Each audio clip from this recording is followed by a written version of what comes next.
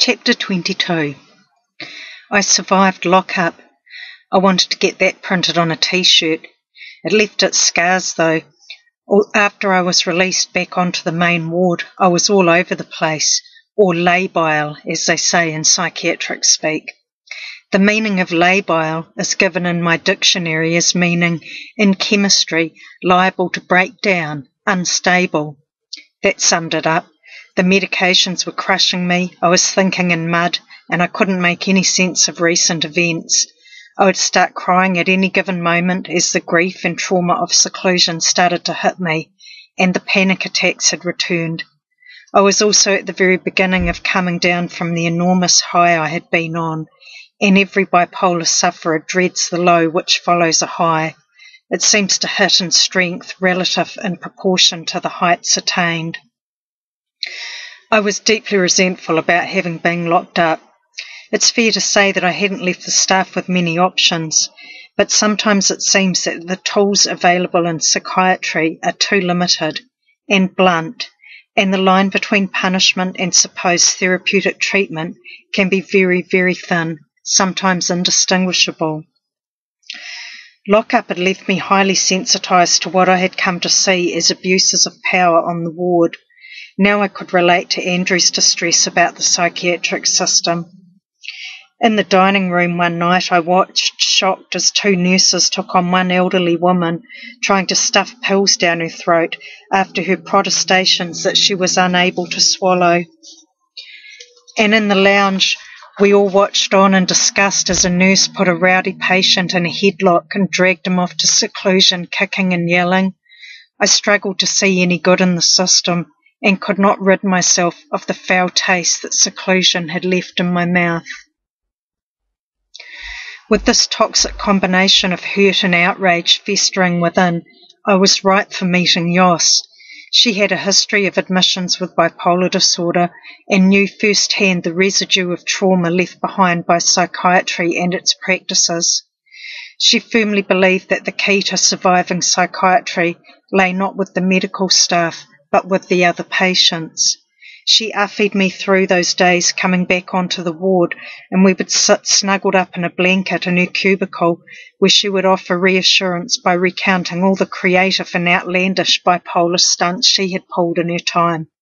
Yos is the only person I've ever met who has attempted suicide by flying a kite in a thunderstorm. She is also the only person I know who has stolen a bulldozer and taken it to the beach to build a giant sandcastle. It seems a pity that she got arrested before she could finish it.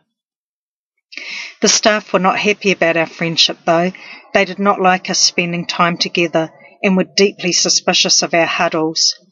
After having found us cozied up in her cubicle one time too many, they suddenly discovered a shortage of beds that the only way they could solve was to put me and Queenie together in the only twin room they had, which was in the men's quarters. Now that felt like a punishment. Not only did I have to endure and repel Queenie's rapacious advances, but being on the men's ward made me feel very unsafe.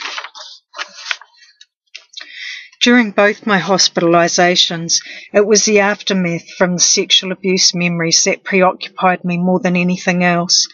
It was also an area that the medical staff had decided was a no-go. Their rationale was that I was in enough distress without the topic being brought into the treatment dynamic. There is some merit in this argument.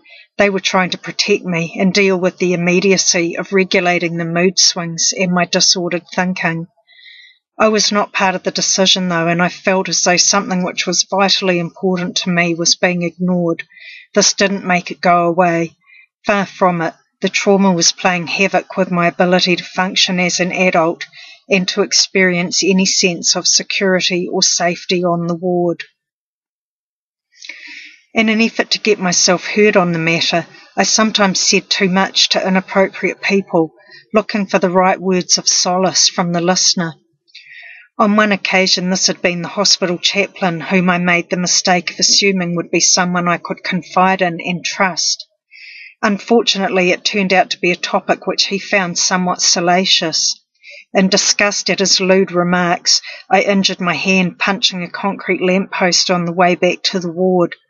a vain attempt to relocate the unresolved inner emotional pain to the external, much more treatable pain of a physical injury. That encounter with the chaplain had a notable repercussion. One of the nurses took me aside later that day after noticing the bruising on my hand. She confessed to me that although it wasn't protocol to share personal information with patients, she wanted me to know that she too had been through a rape and that she understood why I was finding it hard to deal with.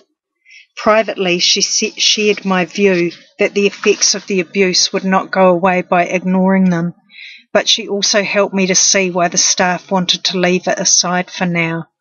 I finally felt heard and understood.